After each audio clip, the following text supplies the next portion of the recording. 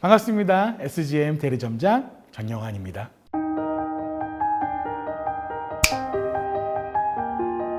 아버지 입장에서는 저를 낳고 굉장히 겁이 많이 나셨다 그러시더라고요. 그래서 어떻게 애를 벌어먹여 살릴 수 있을까라는 생각에 어머니랑 결혼하고 제가 태어나고 나서 바로 현대건설에 입사를 결정하고 그때 당시에 사우디아라비아로 보내는 그 결정이 있었는데 주저없이 선택하셨다 그러시더라고요. 그래서 저는 아버지를 초등학교 2학년이 될 때까지 본 적이 없습니다. 처음으로 김포공항 가서 그때 아버지 처음 뵀어요.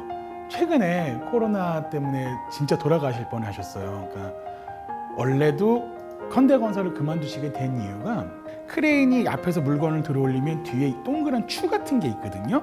이 추에 맞으면서 아버지가 허리뼈, 척추가 거의 대부분 이제 무너지면서 현대건설을 퇴사하실 수밖에 없으셨었어요.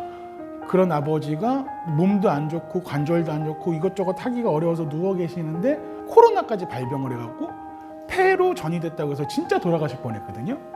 그때 진짜 아버지에 대한 생각이 내가 남다르구나 라는 거를 그때 느꼈어요. 지금은 서울에 있는 가재도 다 정리하시고 증평에 세컨하우스 그쪽으로 이제 이사 가셔가지고 서울에는 여동생 네가 살고 증평에 아버지가 살고 계십니다.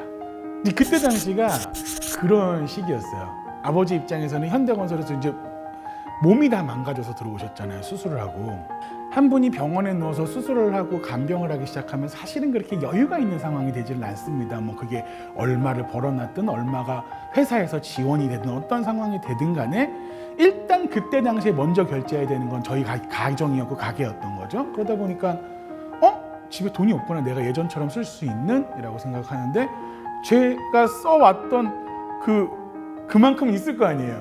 그럼 이걸 충당하기 위해서 내가 벌어야겠다라고 했을 무렵에 되게 저를 잘 봐주셨던 친구 매형이 SK에서 명예퇴직을 하는데 그때 명예퇴직을 할 때만 해도 주유소를 퇴직금으로 줬었대요. 근데 그 주유소를 소장을 맡을 사람이 없다, 믿고 맡길 사람이 없다, 네가 와서 한번 해보겠느냐라고 해서 아르바이트인데 이것도 할 수 있겠네 라고 해서 그때 그런 선택을 했었던 거죠.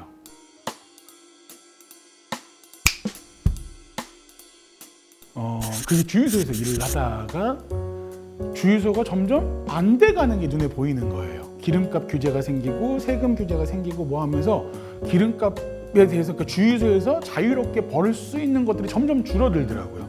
직영으로 바뀌고 그러면서 그럴 때 이러면 안 되겠다, 취직을 해야겠다, 부자가 되고 싶은데 어떻게 하면 좋을까 해서 일단 돈에 대해서 알아야겠다는 생각이 들어서 스펙도 안 좋은데 모든 금융기관에 지원을 해봅니다. 그때 당시에 다 떨어졌었어요. 그러다가 처음으로 합격 통지를 받은 데가 대부업체였습니다. 빈익빈 부익부.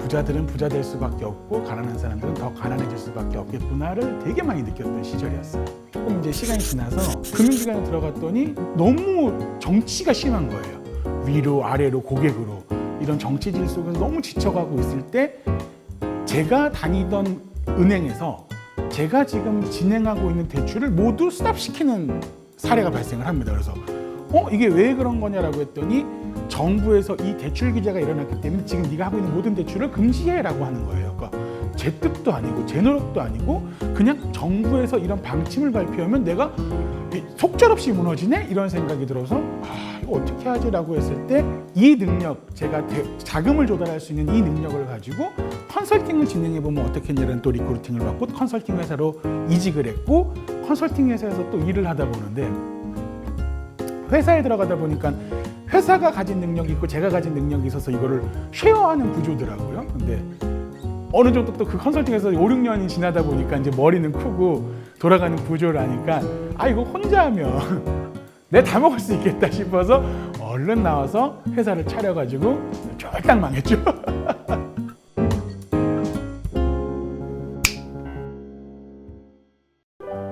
이게 이제 김영선 점장님 얘기죠. 사실은 김영선, 저는 이제 사업을 알아봤습니다. 저한테 소개를 해주신 분이 있고 이게 인셀덤 사업이라는 게 뭐고 수석 대표님 강의를 들어야 된다고 해서 저는 들었어요. 사실은 처음 들었을 때 너무 좋은 얘기인데 저걸 도대체 어떻게 하자는 거지? 라는 얘기에 3번, 4번, 5번 정도 들었나? 듣고는 마음속에 사업을 한번 해보고 싶은 거예요.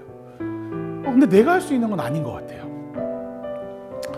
저를 소개시켜준 분한테 이거를 도대체 어떻게 하면 되느냐? 그분도 저랑 똑같이 만난 지 얼마 안 되셨던 거예요. 나 잘 모르니까 내 상위 점장 소개시켜줄게 라고 했고, 그분이 김영선 점장님이셨고, 구로 디지털 단지 역 앞에 보면 브런치 카페가 있어요. 그 브런치 카페에서 만나게 되었습니다. 근데 저를 딱 보시고 어떠셨어요? 묻는데, 뭐 남자고 처음 만난 자리니까 지금과 같은 솔직함이 없었어요. 이게 다 아는 내용입니다. 어떻게 하면 될까요? 제가 이 사업을. 궁금했던 건 그거인 거죠. 또 다른 얘기를 막 해요. 아니요. 그러니까 제가 이 사업을 어떻게 하면 되고 어떻게 돈을 버냐니까요. 라고 하니까 더 이상 말하고 싶지 않았나 봐요. 와이프 데리고 오세요.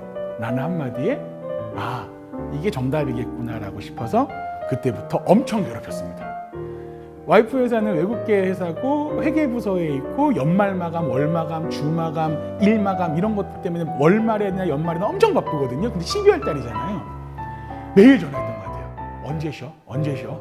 언제 쉬어? 그러면서 12월 한 27일쯤에 1월 10일 날 쉴 거야. 됐어? 이렇게 되고 전화 끊긴 거예요. 그래서 10일 날 처음으로 여기 데리고 왔습니다. 근데 와이프는 강의를 딱 듣더니 아 뭐야 이 파워매저 제일 싼 거야 이거 해. 정말 그렇게 쉽게 계약할 줄 몰랐어요. 저는 전전긍긍했었는데 그렇게 쉽게 하더라고요. 제가 먼저 들어와서 이 제품을 만났고 이 사업을 알게 됐고 같이 사업을 시작을 했고, 그런 다음에 이건 여성들이 할 수 있는 일이니까 하고 넘겨놓고 저는 다른 일을 하러, 결국 제 사업을 하러 나간 거잖아요. 근데 이 시기에 코로나를 만났고 고객과의 관계는 깨지고 계약은 깨지고 제가 진행됐던 모든 것들이 다 깨지고 있어서 저는 마이너스로 돌려막고 있는 상황이었거든요. 근데 최한희 점장은 회사 딱 과감하게 때려치고 이 사업에 올인해서 대리점장들이 산하에 직하에 쭉쭉쭉 생겨나가고 있는데, 내가 하는 사업은 마이너스 1,000, 2,000, 3,000 이렇게 가고 있는데 여기는 4,000, 7,000, 9,000 이렇게 올라가고 있는 거예요. 잔고가. 진짜 굴뚝 같았어요. 나 여기서 멈출 테니까 나 좀 도와줘라고 하는 게 진짜 굴뚝 같았는데 또 자존심상 그렇게는 못하고 딱 1년이 되니까 최한희 점장은 벤츠를 뽑겠다는 거예요. 그래 벤츠를 뽑아라고. 근데 그게 제 명의로 뽑겠다는 건지 몰랐던 거예요. 그리고 저한테 전화가 왔어요. 사장님 신용등급이 9등급이라 안 되십니다. 와 이걸 어떻게 얘기해야 될지 모르겠는 거예요. 그러고 있을 찰나에 도대체 무슨 일인지 얘기를 해봐라고 해서 그때 솔직하게 얘기할 수밖에 없었어요.